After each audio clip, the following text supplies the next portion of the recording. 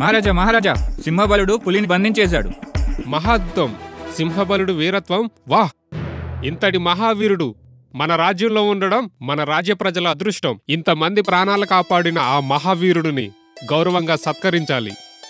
మీరెళ్ళి వజ్రవైడూర్యాలు ఆ మహావీరుడికి బహుకరించండి. చిత్తం రాజా, తమరి ఆజ్ఞ. ఇప్పుడే కానుకలు వాళ్ళ ఇంటికి చేరవేస్తాను. అమ్మా, మహాబలుడైన సింహబాలుడెక్కడా? రాత్రంతా ఆ పులిని వేటాడటానికి ఆయనకు చాలా సమయం పట్టింది. అందుకే ఆయన విశ్రాంతి తీసుకుంటున్నారు. మహారాజు వారు సింహబలుడికి ఈ కానుకలిచ్చి ఆయన అభినందనలు తెలియజేయమన్నారు. ధన్యవాదాలు. లోపలికి రండి. సింహబలుడు లాంటి మహావీరుడు ఈ రాజ్యంలో ఉండటం మేము చేసుకున్న అదృష్టం. సింహబలుడు తన వీరత్వంతో మహారాజు గారితో పాటు ఈ రాజ్య ప్రజలందరి మనసు గెలుచుకున్నాడు. మాటలు చాలా మంది చెప్తారు, కానీ నా భర్త అలాంటివాడు కాదు. ఏదైనా చేతల్లో చూపిస్తాడు. అవునమ్మా, మీరు నిజం చెప్పారు. ఆ వీర లక్షణాలు నరనరాల్లో జీర్ణించుకుపోయాయి. సింహబలుడు లాంటి మహావీరుణ్ణి ఎంత పొగిడినా తక్కువే. ఇక్కడ చూడండి, బంగారపు గాజులు, నగలు ఎలా ఉన్నాయి. నా బొట్టు చూడండి ఎలా ఉందో. ఈ సందర్భంలో మీరు మహారాజు, నేను మీ మహారాణి. మరి మా నాన్నమ్మ? రాజమాత.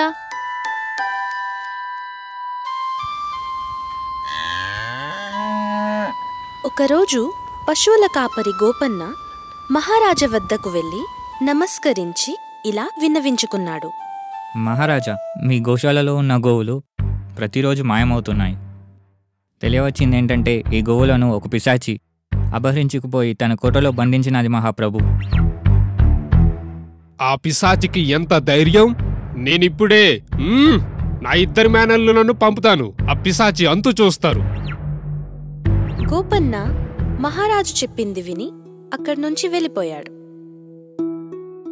పశువుల కాపరి వెళ్ళిపోయాక మహారాజు దీర్ఘంగా ఆలోచిస్తూ తన 2 అల్లుళ్లను తన వద్దకు పిలిపించుకొని విషయాన్ని వాళ్ళకి వివరించి ఆ పిశాచి అంతు చూడమని చెబుతాడు. మహారాజు ఆజ్ఞానుసారం 2 అడవి గుండా ఆ పిశాచి అంతు చూడ్డానికి బయలుదేరుతారు. అలా కొంత దూరం ప్రయాణించాక దారిలో ఒక ముసలి అవ్వ ఎదురుపడి, ఎక్కడికి వెళ్తున్నారు నాయన్లారా? నీకెందుకు? ఓయ్ ముసలిదానా, నీకెందుకు చెప్పాలి? వెళ్ళిపో నీ దారిన అని అనగానే అవ్వ అక్కడి నుంచి వెళ్ళిపోతుంది. అలా అడవి గుండా ప్రయాణించాక వాళ్ళకి ఒక కోట కనిపిస్తుంది. 2 అలా లోపలికి వెళ్ళగానే వాళ్ళకి అక్కడ పశువులు కనిపిస్తాయి. అంతలో అక్కడికి పిశాచి కోపంగా వచ్చి, ఎవరు నువ్వు? ఎందుకొచ్చావు?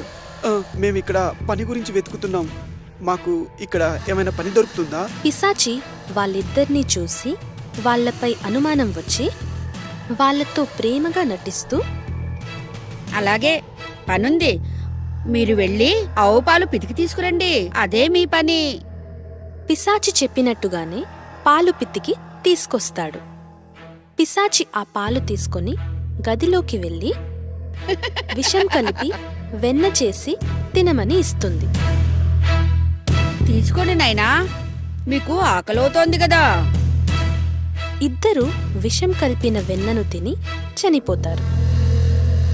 వాళ్ళిద్దరూ చనిపోయాక పిశాచి వాళ్ళ శవాన్ని తీసుకువెళ్లి చెక్కపెట్టెలో భద్రపరుస్తుంది. 2 రోజులు గడిచాక అల్లుళ్ళు తిరిగి రాకపోవడంతో మహారాజు ఆందోళన పడుతూ ఆలోచిస్తూ ఉంటారు. ఇంతలో అక్కడికి మంత్రి వచ్చి, మహారాజా, మీ మనోవేదనకు కారణం నాకు బాగా తెలుసును. మీ మేనల్లుళ్ళు తిరిగి రాకపోవడమే కదా మీ మనోవేదనకు కారణం మహారాజా? అవును మంత్రివర్య. నాకు తెలుసు మహారాజా.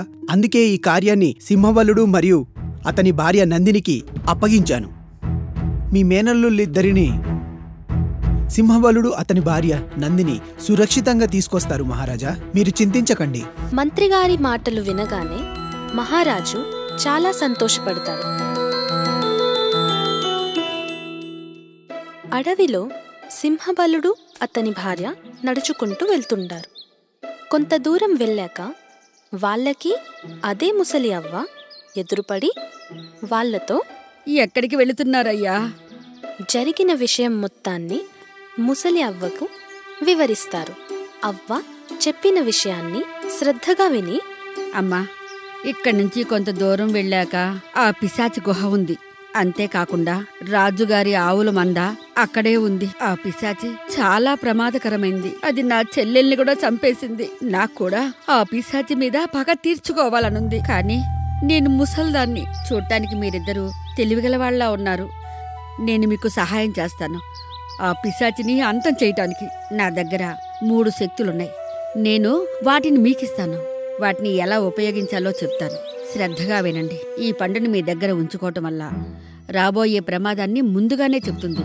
అంతేకాకుండా ఈ పండుని కోసి దీని గింజల్ని నీటిలో కలిపి ఆ నీళ్లను చనిపోయిన వాళ్ల మీద చల్లితే వాళ్ళు తిరిగి బ్రతుకుతారు. అంత గొప్ప శక్తి ఈ పండులో ఉంది. ఇంకా నా దగ్గర 2 శక్తివంతమైన రాళ్లున్నాయి. ఈ రాళ్లల్లో గొప్పతనం ఏంటంటే వీటిని విసిరి మీరు ఏది కోరుకుంటే అది జరుగుతుంది. ఆ పిశాచిని అంతం చెయ్యండి అని చెప్పి ఆ ముసలి అవ్వ అక్కడి నుంచి వెళ్ళిపోతుంది. పదండి వెళ్దాం. ఈరోజు ఆ పిశాచి అంత చూద్దాం. కొంత దూరం వెళ్ళాక ఆ పిశాచి గుహకు చేరుకుంటారు. ఇద్దరూ గుహలోకి వెళ్తారు. వీళ్లను గమనించిన పిశాచి వచ్చి, ఎవరు మీరు? ఇక్కడికెందుకొచ్చారు? మేము ఇటువైపుగా వెళ్తున్నాం. చీకటి పడుతుందని తలదాచుకోవడానికి చోటు వెతుకుతున్నాం. వాళ్ళని చూడగానే పిశాచికి వాళ్లపై అనుమానం వచ్చి వాళ్లతో ప్రేమగా నటిస్తూ, మీరు విశ్రాంతి తీసుకోండి. మీకు ఆకలవుతుందనుకుంటా. ముందు పాలు తాగండి. పిశాచి పాలు ఇవ్వగానే మాయావి పండు ఇలా అంటుంది, ఆ పాలలో విషమున్నది. ఆ మాట వినగానే వాళ్ళిద్దరూ ఆ పాలని విసిరేస్తారు మరియు పిశాచికి అనుమానం రాకుండా తాగినట్టు నటిస్తారు. ఇది చూసిన పిశాచి ఆలోచిస్తూ విషపు పాలు తాగినా వీళ్ళెందుకు చనిపోలేదని ఆలోచిస్తుంది. వీళ్ల దగ్గర శక్తులున్నాయని గ్రహించి లోపలికి వెళ్లి పడుకోమని చెబుతుంది. సింహబలుడు అతని భార్య లోపలికి వెళ్లి రాజుగారి అల్లుళ్లను వెతుకుతారు. వాళ్ళు పెట్టెలో కనిపించగానే సింహబలుడు తన వద్ద ఉన్న మాయావి పండుని కోసి అందులోని గింజలను నీళ్లలో కలిపి చనిపోయిన ఆ ఇద్దరిపైన చల్లుతారు. అలా చల్లగానే ఇద్దరూ తిరిగి లేస్తారు. సింహబలుడు అతని భార్య మహారాజు అల్లుళ్లను మరియు పశువులను తీసుకొని అక్కడి నుంచి బయలుదేరుతారు. ఇది గమనించిన పిశాచి వాళ్ళని వెంబడిస్తుంది. అలా అడవిగుండా పరిగెడుతూ ఉండగా ఆ పిశాచి బారి నుండి తప్పించుకోవడానికి తమ వద్ద ఉన్న మాయావి రాళ్లల్లో ఒక రాయిని తీసుకొని విసురుతూ ఇది పెద్ద రాళ్ల కొండగా మారి ఆ పిశాచి దారిని ఆపుగాక అని కోరుకుంటాడు. తను కోరుకున్న విధంగానే ఆ రాయి పెద్ద కొండగా మారి ఆ పిశాచి దారిని ఆపుతుంది. కానీ ఆ పిశాచి ఆ కొండను బద్దలు కొట్టుకొని ముందుకు వస్తుంది. ఇది గమనించిన సింహబలుడి భార్య తెలివిగా 2వ రాయిని విసురుతూ ఈ రాయి ప్రళయాగ్ని వోలి మారి ఆ పిశాచిని దహించి బూడిదగా మారాలని కోరుకుంటుంది. తను కోరుకున్న విధంగానే ఆ పిశాచి ఆ అగ్నిలో కాలి బూడిదైపోతుంది. అయ్యో అయ్యో కాలిపోతున్నాను. అయ్యో అయ్యో అయ్యో. ఆ పిశాచి అంతమవ్వడంతో అందరూ ఆనందంగా మహారాజు వద్దకు బయలుదేరుతారు. వీళ్లను చూసిన మహారాజు ఆనందపడుతూ సింహబలుడు మరియు అతని భార్యను ఘనంగా సత్కరిస్తారు. ఇది ఇలా ఉండగా మరోవైపు శత్రు సైనికులు రాజ్యాన్ని ఆక్రమించుటకై సరిహద్దు వెంట యుద్ధానికై వస్తూ ఎదురు వచ్చిన రాజసైనికులను సంహరిస్తూ ఉంటారు.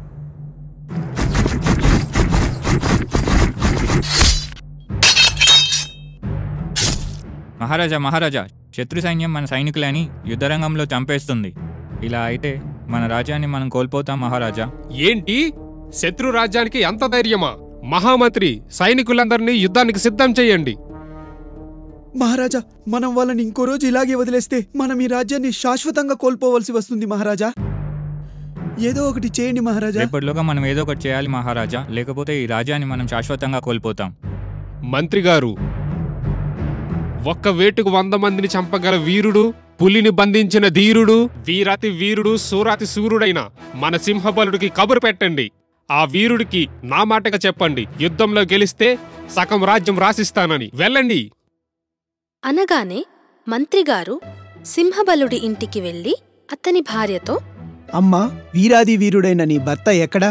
ఇప్పుడే స్నానం చేయడానికి వెళ్లారు మంత్రివర్య. విషయమేమిటి మంత్రిగారు? మన ఈ సామ్రాజ్యాన్ని శత్రువులు ఆక్రమించుకుంటున్నారమ్మా. ఏంటి, వీరాది వీరుడైన నా భర్త ఉండగా ఈ రాజ్యానికి ఆపదా? చెప్పండి మంత్రిగారు, ఇప్పుడేమవసరం వచ్చింది? ఆయనతో మీకు పనేంటి? శత్రు సైన్యం యుద్ధభూమిలో మన సైనికులను సంహరించుచున్నది. మన సైనికులు వాళ్ళ ముందు నిలవలేకపోతున్నారు. ఇంకా ఒకరోజు ఇలాగే కొనసాగితే మనం శాశ్వతంగా ఈ రాజ్యాన్ని కోల్పోతాము. అందుకే మహారాజు సింహబలుడికి ఈ కబురు తెలియచేయమన్నారు. శత్రువులను రణభూమిలో ఓడిస్తే సగం రాజ్యం రాసిస్తారని తెలియచేయమన్నారు మన మహారాజు గారు. సగం రాజ్యమా? నా భర్తని యుద్ధం చేయడానికి ఇప్పుడే సిద్ధం చేస్తాను. మీరు వెళ్ళండి మంత్రివర్య.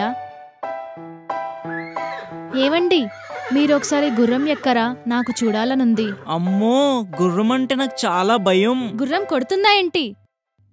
ఎక్కు. ఎందుకో ఇది గుర్రం ఎక్కిస్తుంది నన్ను. ఎందుకు నన్ను ఇలా కట్టేస్తున్నావు? మిమ్మల్ని ఒక చోటికి పంపుతున్నాను. ఎక్కడికి? అరే, ఈ గుర్రపు స్వారీ భలే బాగుందే. నేను మిమ్మల్ని యుద్ధం చేయడానికి పంపిస్తున్నాను.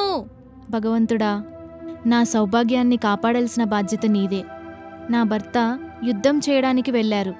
ఆయనకి విజయాన్ని ప్రసాదించు దేవుడా. అమ్మా, గుర్రం బాబో, ఇది పరిగెడుతుంది. అమ్మో, నానమ్మ కాపాడు, నన్ను కాపాడు. మా నాన్నమ్మ ఈ రాక్షసితో పెళ్లి చేసింది. ఇంక నా పని అయిపోయింది. ఎవరితను ఒంటరిగా వస్తున్నాడు? రానివ్వు, అంతు చూద్దాం. గుర్రాన్ని ఆపడం కోసం దారిలో ఉన్న చెట్లను పట్టుకోవడం, అవి పెకిలి రావడం. అది చూసిన శత్రుసేన భయంతో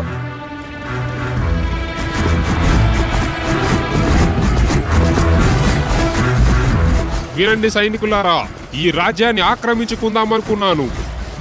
కానీ అతని వేగాన్ని చూస్తుంటే మనల్ని పరలోకాన్ని పంపించేలా ఉన్నాడు. మీరు మీ ప్రాణాలు కాపాడుకోండి. పారిపోండి, పారిపోండి.